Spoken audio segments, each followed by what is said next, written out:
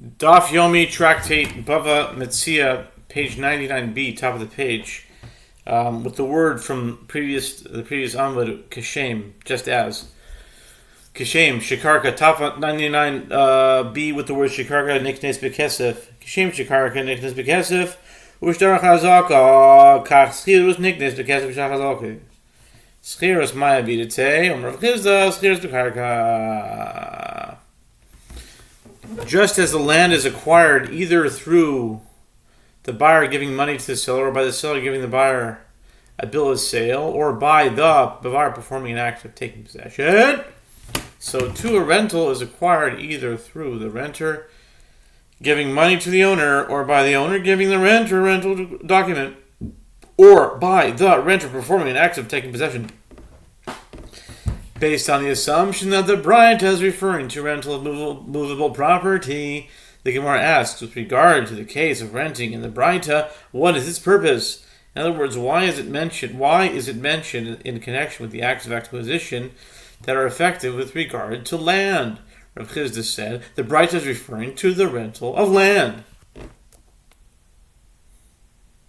Apropos to the mention in the previous discussion of one who misuses consecrated property, the Gemara cites a related matter. Shmuel says, in the case of one who robs another of a cake, of pressed dates, and in the cake there are 50 dates, which, when sold together, sell for 50 less 1 prutot, and when they are sold one by one, they sell for 50 prutot.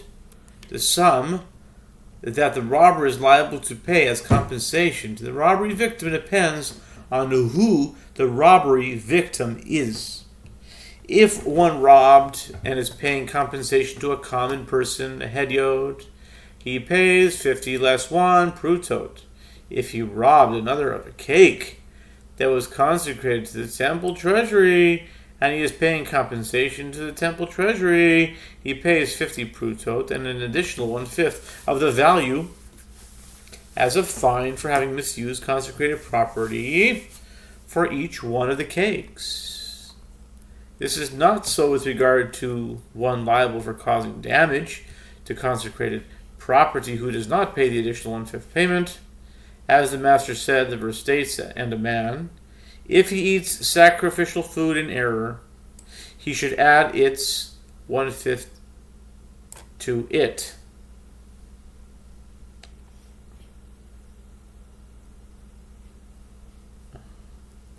V'yashes chamishi so Allah, something like that. Okay, Leviticus 22:14. By specifying that one who eats consecrated property is liable to pay the 1/5 payment, the verse excludes one who is liable for causing damage from that requirement. Maskif le Rav Bibi Barbai. Rav Bibi Barbai objects to this. Why? When he pays compensation to a common person, as you pay 50 less 1, let the victim say to the robber, I would have sold them one by one and received 50 prutot for them. You should therefore compensate me for the entire amount. Amar Rav Huna Breder Rav Yehoshua Shemin Beisa Baisasadet.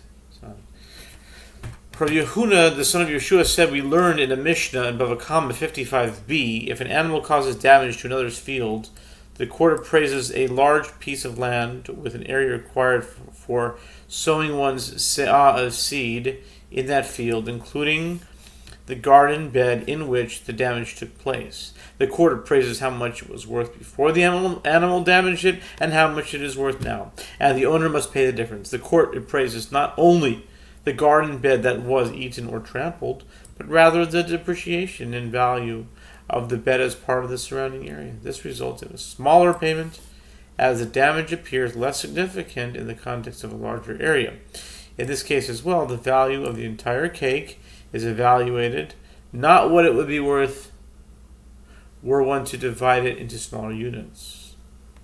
The Gemara asks, is this to say that Shmuel holds that the halacha of compensation paid to a common person is not like the halacha of compensation paid to the Most High, in other words, to the treasury. But didn't we learn in the Mishnah in Me'ilah 19b, one who physically took a stone or a crossbeam from among items consecrated to the temple treasury is not considered to have misused consecrated property. If he gave it to another, he is considered to have misused consecrated property, but that other person is not considered to have misused consecrated property. If, after taking a stone or a crossbeam that was consecrated property, one built it into the structure of his house, he is not considered to have misused consecrated property until he resides underneath it, thereby deriving benefit of the value of one pruta. And Rabbi Abahu was sitting before Rabbi Yochanan, and he was sitting and saying, in the name of Shmuel, in reference to that Mishnah, that is to say, one who resides in another's courtyard without his knowledge must pay him rent, just as one is considered to derive benefit from a crossbeam by residing underneath it and must pay for that benefit. So too, one is considered to derive benefit from the courtyard by residing in it, and he must pay for that benefit.